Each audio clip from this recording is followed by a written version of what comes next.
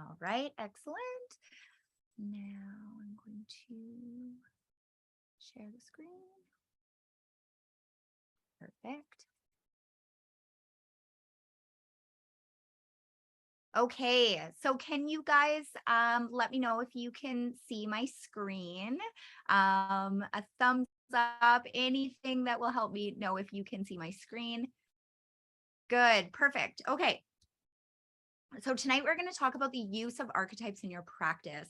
And this is something that I get really excited about. I love doing just because of the way that I approach my spiritual practices, which is from a secular perspective. So I don't work with deities or do things like that, but as we're going to talk about here, what I do is use kind of archetypes in my practice, and I use those in order usually to help me personally go through or process whatever it is I'm dealing with, or for me to sort of call upon the energies that would be helpful for me to deal with what I'm dealing with. Okay. So, oh, sorry. Okay, so what are archetypes? Archetypes, oh, that's not yet. Sorry.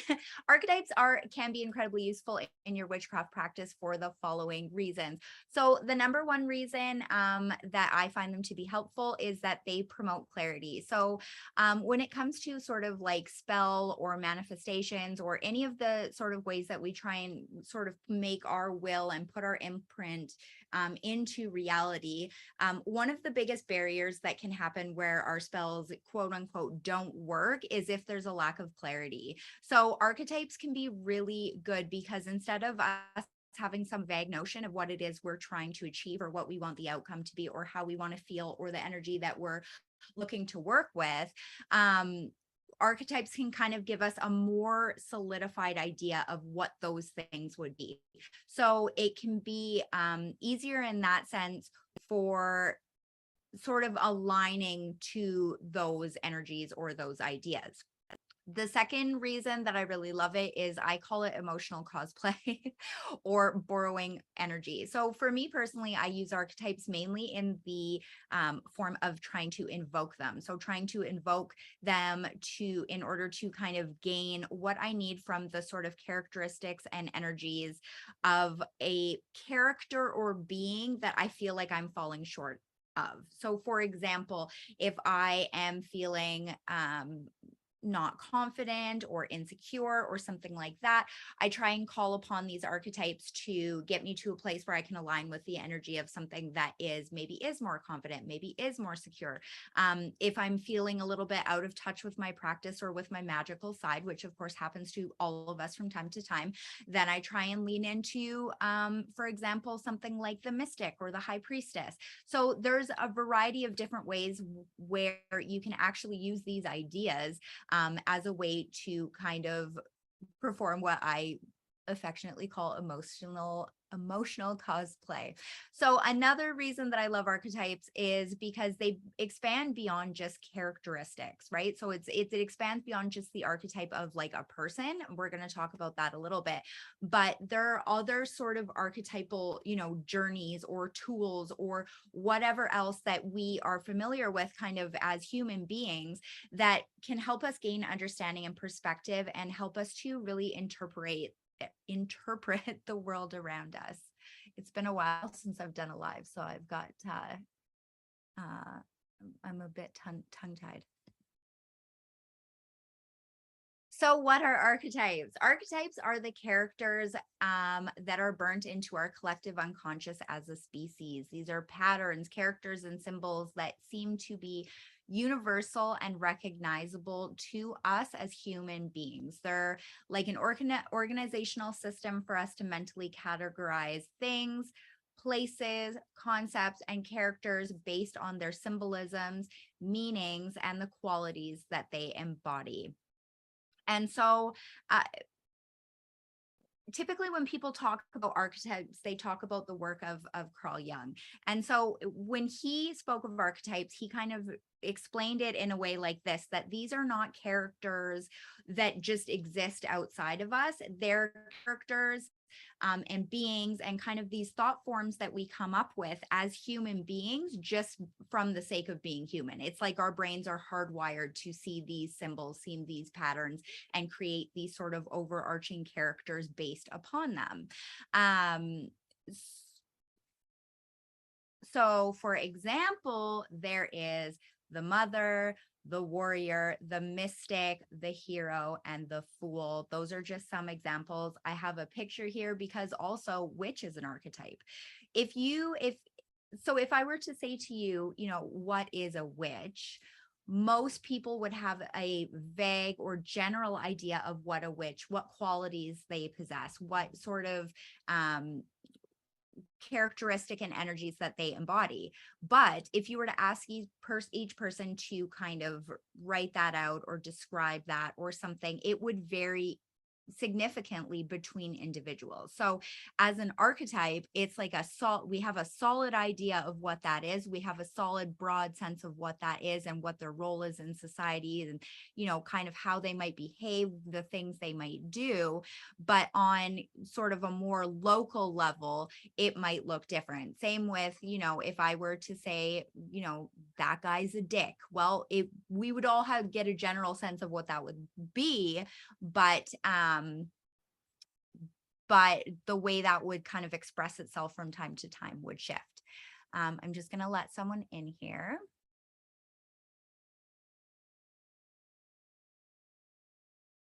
There we go.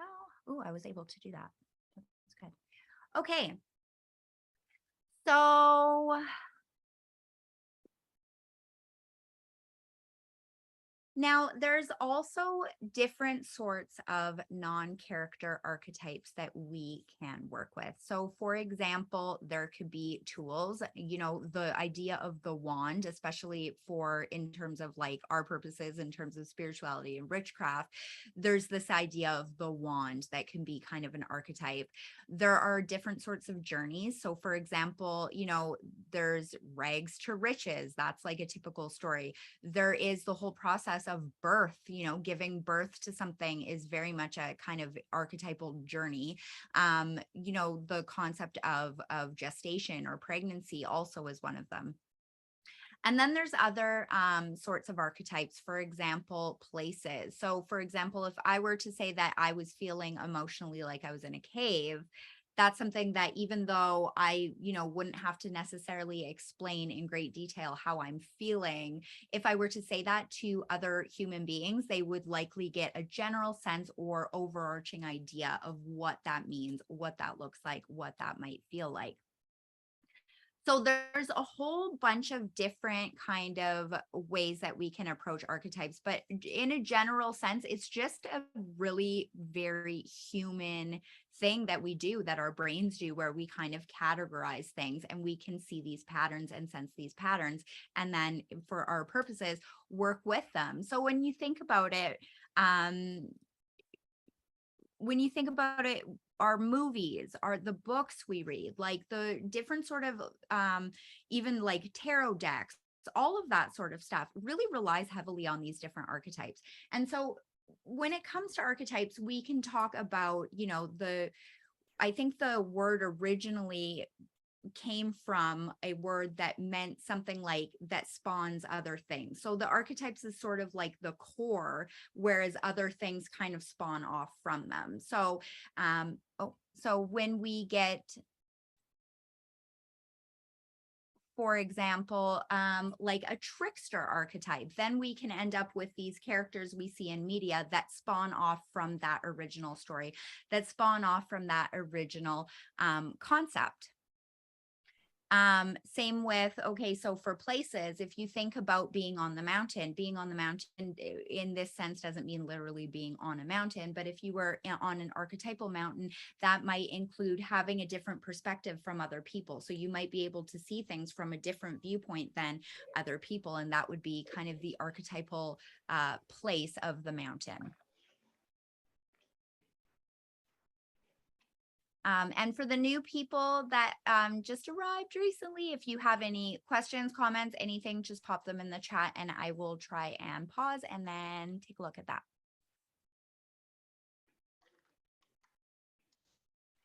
So archetype versus symbol. So for some people, symbol comes very natural to them. So for example, ever since I was a little kid, I would have been noticing archetypes. I've been noticing symbols. All of that sort of thing came fairly easily for me. So for me, I think that's why I feel so called to work with archetypes, because they just generally make sense to me. When I think about things, and this applies to many kind of areas of life, is that we tend to kind of overcomplicate things and see this big picture, but at its core, a lot of things are really quite simple. And that's kind of a good example of what archetypes can be, is that, you know, there can be these different kind of expressions of, you know, characteristics and personalities and things like that, but at its core, there's these core kind of different characters that we can see over and over again in books, or core different journeys, like the hero's journey that people go through, that we see in movies, we see in books over and over again. So when it comes to archetype versus symbol, like, I don't consider myself to be some like archetype scholar or anything. Like, I was exposed to archetypes originally, like, as, you know, this is what this actually is, when I was getting my degree in psychology, because I had to, you know, study all these guys and things like that. And I don't, you know, I don't consider myself as somebody who's like, oh, I've like made it my life's journey to like figure everything out. No, I use a lot of my archetype work is kind of more symbolic or more local. So for example, if I were to say mother, most human beings cross-culturally would understand what mother energy is, what a mother kind of more or less would act, things they would do, what they might look, sound like, what their life path might be. Like, there's different qualities and characteristics that are pretty general across all human beings. But there's also local archetypes. So I personally think that things like celebrity figures, movie characters, that sort of thing would fall into that sort of area. So, you know, for example, if I were to say, you know, I'm going to channel my inner Beyonce, like, I'm not feeling super confident, you know, being on stage or something like that, I'm going to try and like be confident and channel my inner Beyonce. Somebody from a whole different, you know, culture might not know what that even meant. So that's very much sort of a local archetype. And so that can kind of really describe sort of the archetypal energy of different celebrity figures, different movie characters, different TV characters. I mean, you can even see archetypes in like in childhood cartoons, like in Pixar movies and shit like that. Like, once you see them, you cannot unsee them. They're literally everywhere. Like, we have so much immense human creativity, but like, everything in some way sort of boils down to these different ideas, because our brains, again, are hardwired to be drawn towards those stories, to tell those stories, to, you know, really understand the energies of that, because it's easy for our brains to kind of connect with them. So symbols and reoccurring themes are really all around us. And the more that you kind of get adept at viewing those symbols and seeing those symbols and starting to learn, you know, how they affect you personally, what they might mean for you personally, you can really kind of unlock a lot of knowledge that you can use in your spiritual practices, should you have the desire to do that. So another example for sort of loose, you know, quote unquote, local archetypes would be astrology or human design or personality tests. So for example, if I'm feeling particularly anal on a specific day, I might say, well, that's just my Virgo. You know what I mean? So we tend to take these kind of viewpoints anyway, but we can actually use them intentionally should we choose. I hope I'm making sense. I'm having a little bit of problems finding my words tonight. Oh, and I did want to say again, I talked about this a little bit in comments with Lois, was that in human design, I don't know how many people here do human design. I'm not like a huge astrology fan, but I absolutely fucking love human design. And I think it's because I connect so much more with my human design because I'm a huge fan of personality tests. So to me, human design is like the personality test version of like an astrological perspective. So in human design, they actually use these different, they use archetypes a lot in the language that they do for their line. So in human design, you have these different lines. And so there's like the martyr, there's the investigator, there's like the heretic, there's all these different things where you could see that you wouldn't even have to read the description. You'd probably have an idea of like, okay, I can see where this is going. And I love things like that. I love things that are like snappy and quick and like easily identifiable, because then I can connect it to all those other stories, all those other movies, all those other things that we've encountered kind of in life before. And in human design also, they do this thing where you have like an ideal environment, and they use archetype for that as well. Like I know a girl who, it's one of those things where it's like I sort of am skeptical, and I try and remain a skeptic, and I try and really keep that part of myself active. But then there's certain things that blow my mind. And I know this one girl who is very much a community connector. She's very community oriented. She's wonderful. She's amazing. And her like environment in human design was kitchen spaces, which is like a place to, make things for people to gather, all of that. And I remember seeing that was her environment, and I just thought, oh my god, this like it has to be real, because it just suits you so well. So human design also kind of uses those archetypal places to help talk about the different kind of things that might be good for you individually based on your human design and your lines, et cetera, et cetera. So archetypes and deity work. Now, as a secular witch, I do not do deity work, but in witchcraft, a lot of people do deity work, and they are working with their gods or their goddesses.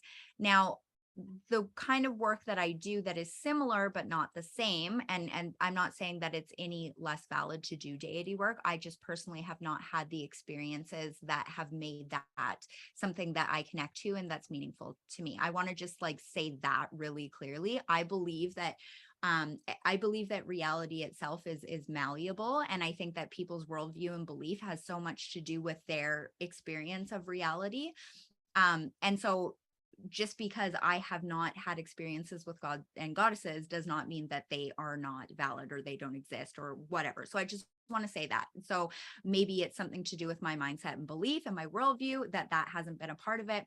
Either way, I just want to put that disclaimer, because as a skeptical witch, it can be really difficult, because I think people think I just like think that doesn't exist, and that's not my perspective at all. It's just that is not part of my reality at this point. And as everything, I always believe that reality is subject to change at any given point, right? That's the amazing thing about being a human and being alive and like going through this roller coaster that is life. So the way that a lot of people work with deities is to ask for their help with things. There is the sort of worship / veneration side, but then there's also sort of the side where you try and gain support when it comes to a problem you're having. Like, so for example, if you're having an issue with love, you might work with, a goddess such as Aphrodite or something like that. You might use that when you need that energy, when you need a little piece of it, when you maybe are trying to align with that to make your spells more potent or whatever. And I believe in a secular practice, you can kind of achieve the same thing more or less with archetypes. So for example, just another example, if you are not feeling good about yourself, if you're having a hard time, if you're feeling depressed or things like that, you might decide to throw up an image, a card, whatever, of say a mother archetype, and you might actually use that on your altar as a reminder to mother yourself, to parent yourself, to treat yourself with the care that say a mother would. Or maybe you would be using that to sort of try to have that energy come to you however it may, right? So similar with if you were to do a deity work, maybe you're not thinking it's a goddess coming to you, but maybe you're thinking it's the energy of a mother coming to you to take care of you and to help keep you safe. So there's a whole lot of different ways that we can use this. And just for me personally, I find that using archetypes in very much a similar way to the way people use deity work is helpful.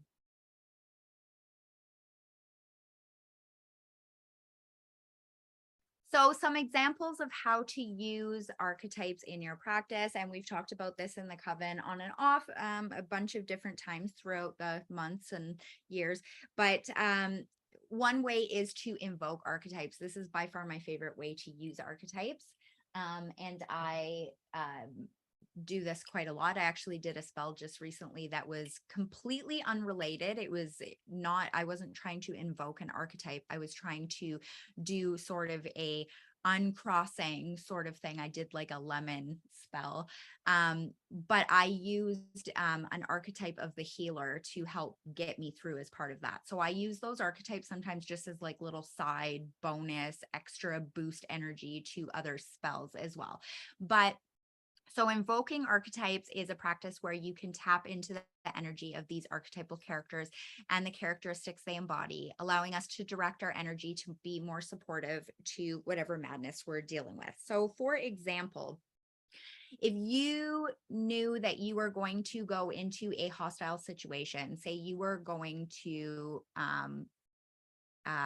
go for dinner at your estranged family's house or something similar to that, and you knew that you were feeling a little bit unbalanced about it, you maybe weren't feeling super confident, and you were kind of looking for a way to kind of like boost your energy, boost your confidence, sort of the way you would if you were to like, you know, do a glamour on your jewelry or something like that, you could try and invoke an archetype to help you through it. So for example, you could choose something with a lot of strength, like, you know, a warrior archetype, or, you know, maybe some sort of empress, or just anything. You could try and use that to not only try and conjure that up within yourself, but align to that energy, which is where that clarity piece comes in, right? So if I were to say, you know, the warrior, you know, or strength or something like that, if you had that idea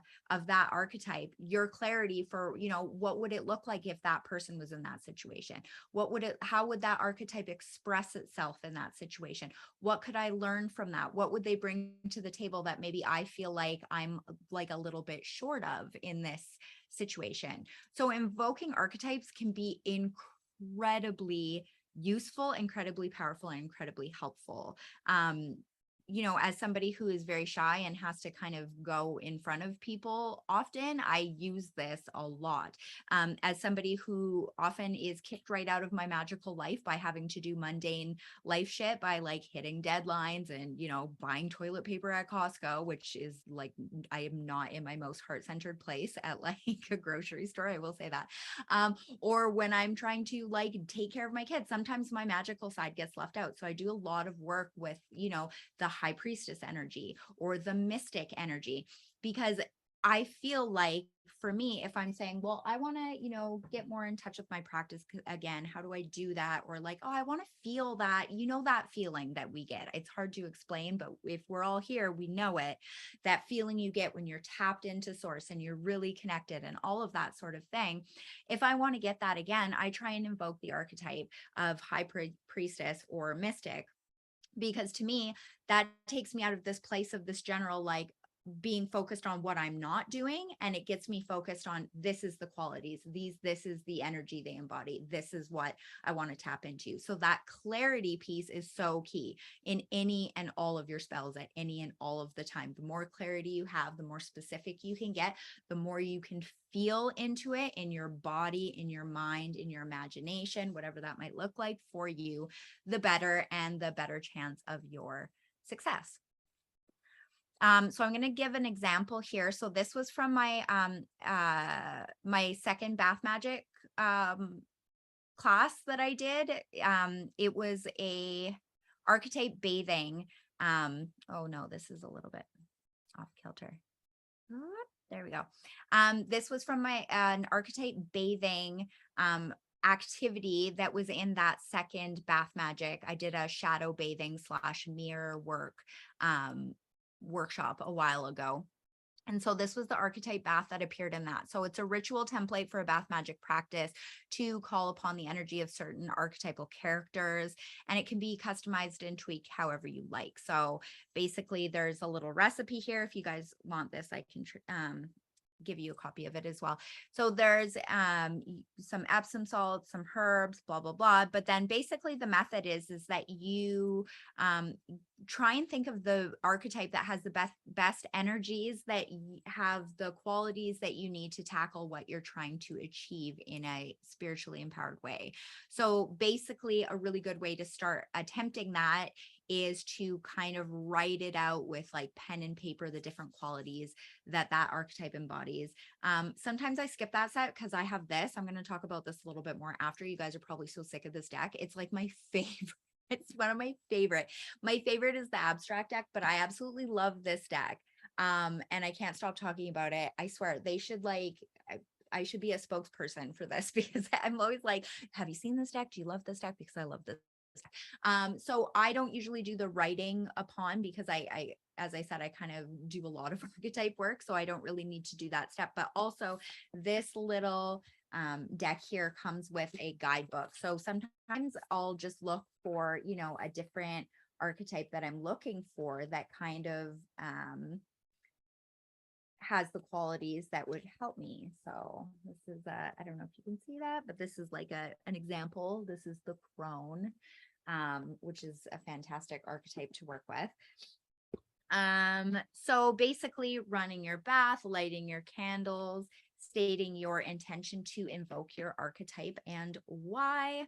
And then basically just placing any picture, or, you know, I use these cards, but you could use a picture. You could use whatever unlocks those energies or that idea and makes your brain really connect with it and go, oh yeah, that's what I'm trying to do.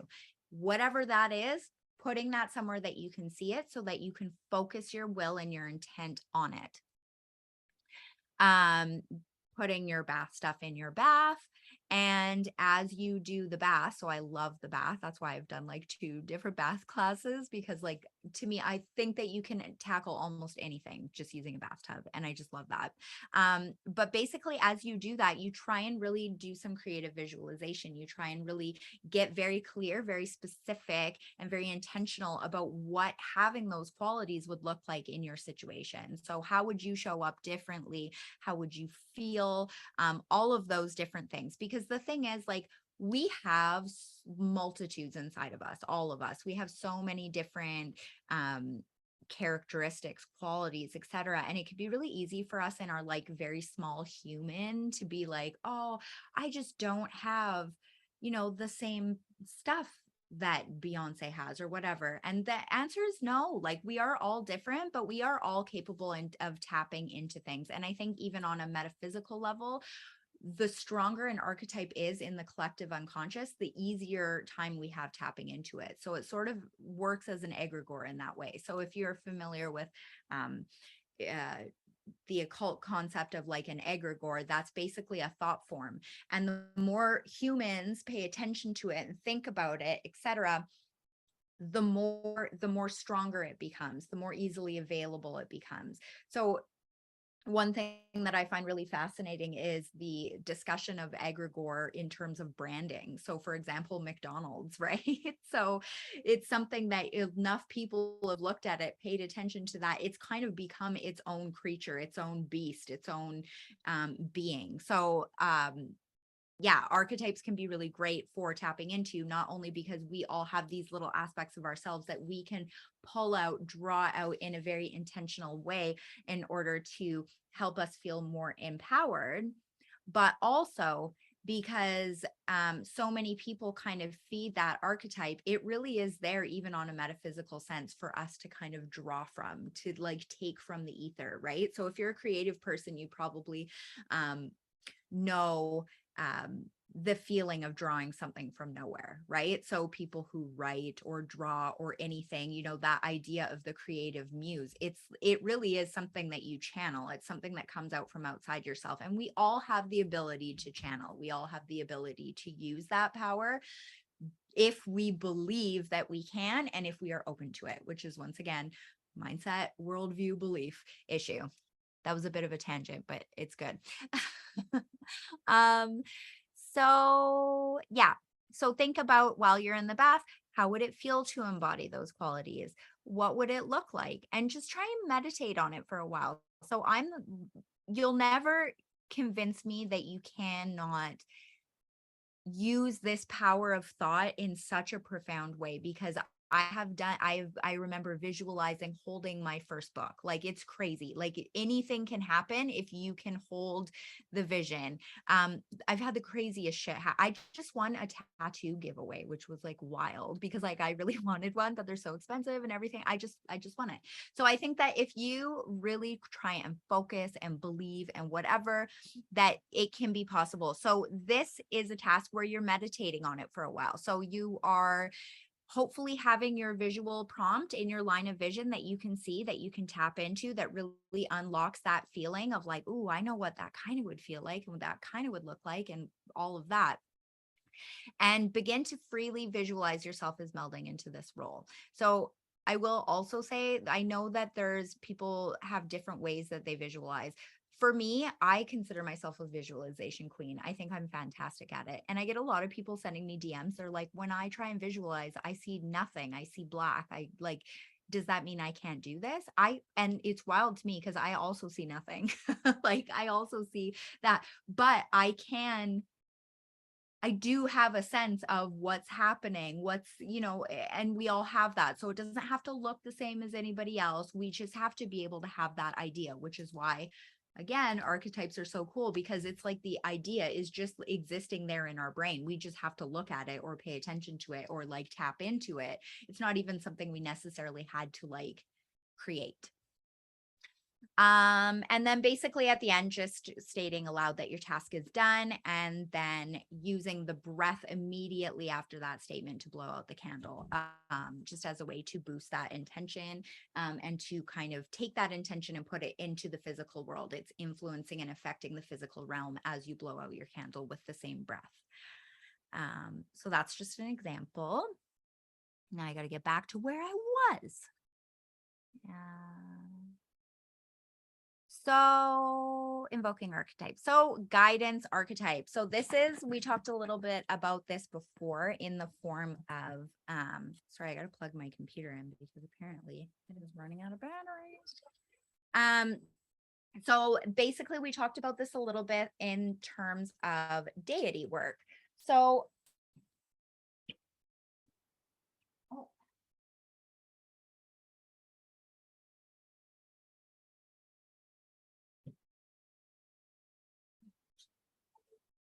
lost my light. That's fine. So basically, this is kind of using a archetype in terms of guidance. So this is kind of like the example we used before about talking about the mother, and using that. Or for example, if you were trying to lean into or align with love, you might use Aphrodite or something like that. So basically trying to use the archetypes or the idea of archetypes to get guidance. And this really works really well if you pair it with dream work. So for example, if you are struggling with something, you could use some help, some guidance, something like that. If you try and call on those archetypes for guidance, or try and maybe visualize your spirit guide, or visualize, some outside entity or manifestation of that as coming in and helping you, it can really help to do that before you go to bed, because then you can kind of have that sense before you go to bed, and then you can kind of look at your dreams after, or what sort of thoughts that you go in. Because when we're in that state that's kind of between dreaming and awake, that's when a lot of our channels become open, and that's when we can kind of quiet down the like mundane shit of all the stuff that needs to be done in your life, and all the guilt and the chatter and all that brain noise stuff, and we can tap into something different. And sometimes we can tap into our intuition, we can tap into something more mystical. There's a lot of different things that can happen if you pair that with dreaming. And archetypal understanding for personal growth and alchemy. This is amazing, because basically what it helps you do is to put space between what's happening and yourself. So for example, right now I have a monster deadline. It's like driving me nuts, but I view this through the archetypal understanding of giving birth. So in terms of giving birth as a process, you can ask any human being on the planet, they have a general sense of what giving birth is. And it involves a lot of work, and it involves a lot of pain, and it involves a lot of hope and potential and beautiful things. And also another way that the birth archetype kind of works for that creative journey or whatever you're trying to accomplish or finish is that it when you actually know about the process of birth, which I'm sure most people here do, it's not just the mother doing all the work. The baby actually does a significant portion of the work, which is it's hard to conceptualize if you've given birth because you're like, fuck, I worked pretty hard, but they are too. So it's kind of the same sense when I approach a creative project. I think of it that way because it's almost like, you know, the muse, the thing I'm tapping into, the channeling, the whatever, that has to do its part too. So it helps to really put space between me and this like monster that I'm facing.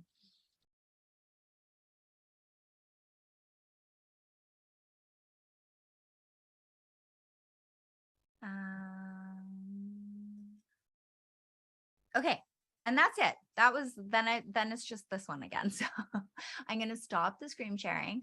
And if you guys have any questions or anything, let me know. I'm just going to look at the chat for a second here. Do I use astrological archetypes or tarot? I use tarot archetypes. I personally don't use a lot of astrological archetypes unless I'm making fun of myself for being a Virgo sun, Capricorn moon that is skeptical ass bitch about everything. But yeah, so I do use tarot archetypes a lot. I use strength. I use high priestess.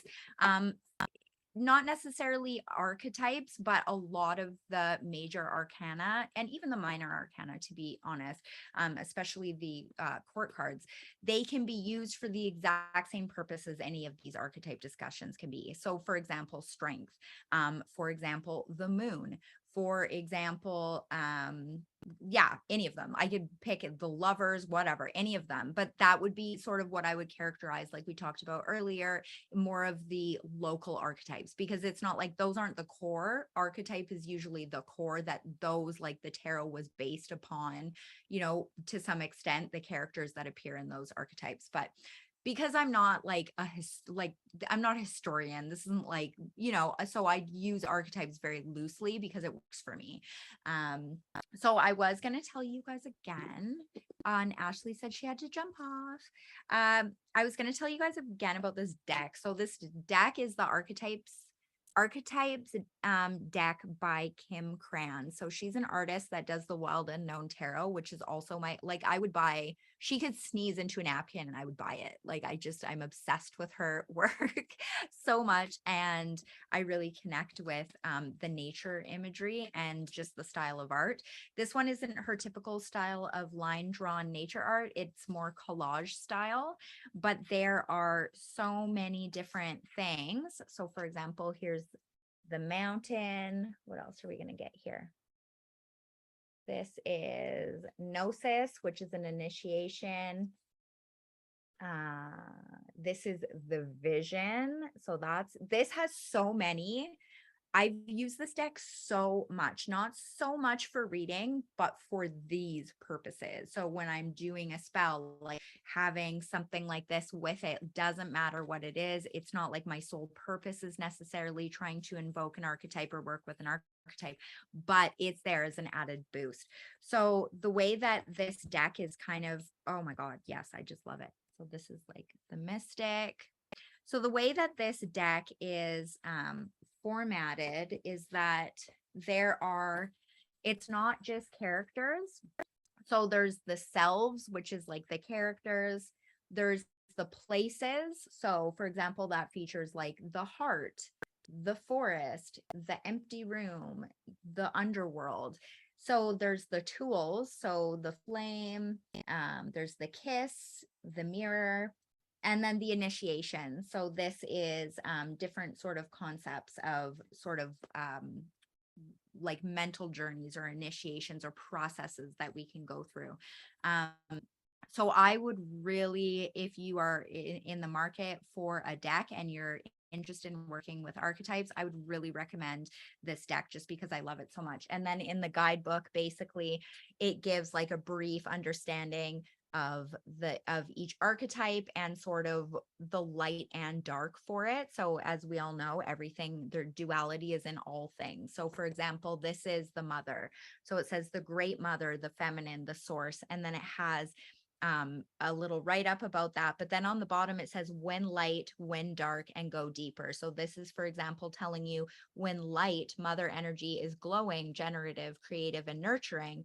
But when dark, so like the, the dark side of it, it could be dim, exhausted, controlling, and limiting. And like as a mother, big relate. So I really like that this kind of gives like a robust idea of what each of them means. And I just find it so helpful. And so for me, instead of writing that like whole stuff out, if I'm going to do the archetype bath or something like that, I'll typically just find what I need in here, read it, and then that's it for me if I connect to it. There are archetypes in here that I'm not as familiar with, that I don't connect with as much, but I just typically like don't use them. So unless they pop up in a reading, and then I'm like, I guess I have to pay attention to what you mean. So yeah, if you are in the market for exploring this further, I would really recommend this deck. I have not found another deck like it. It's a bitch to shuffle because it's round and it's kind of big. So I will say it's a pain in the ass in that way. But for my purposes, I don't really have to do that all that much. So yeah, does anybody else have any questions or comments or anything?